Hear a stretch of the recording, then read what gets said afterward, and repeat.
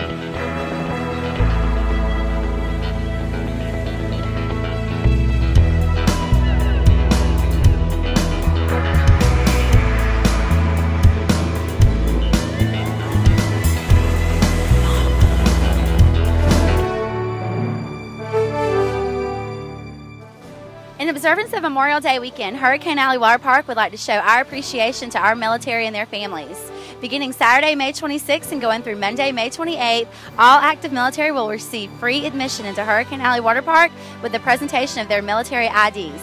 Family members, veterans, and retirees will also get to enjoy the park at children's price. Thanks so much for hanging out with us today. Our operating hours are 7 days a week, 10 a.m. to 6 p.m. We hope everyone has a happy and safe Memorial Day weekend.